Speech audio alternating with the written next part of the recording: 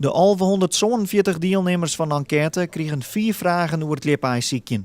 De uitkomst van het onderzoek is voor de ijziekleefhouders en dus ook het boem van Frieske Vogelwachten een afvaller, maar geen verrassing.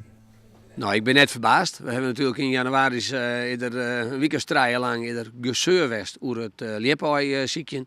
En dat mensen dan hun nog even hebben. En ja, als er dan een enquête langskomt, ze negatiever binnen dan zonder zo'n oren.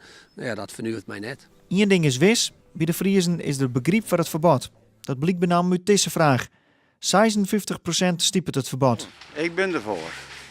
Omdat er vierste mijn lippen binnen. Het lippenstand dat is wel halveerd.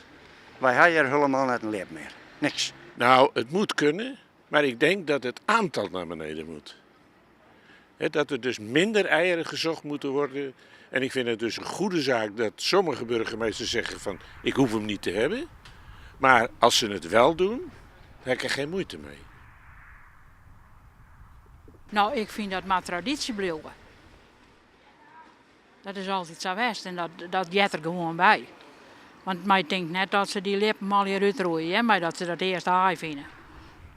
Nevens het BIVW had dus provincie zo'n 5000 nijswargers, waarvan de meesten dat door in combinatie met lip-ijziekje. Troch het verbod kan de nijswarg onder druk komen te staan, zei de natuurorganisatie. 49% van de ondervregen mensen maakt het hem daar ex-zwaar genoeg. We hebben in de rest van Nederland hebben wij zien dat de nijswarg, nadat het lip-ijziekje daar afgeschaft is, heel het weeromroen is. Dat vind ik heel benachtig. Dat vind ik een heel benachtige opmerking. Ik moet maar zeggen, ze kunnen er nog steeds wel een stokje bij zetten. Laat die jongen lezen en zet er een prikje bij.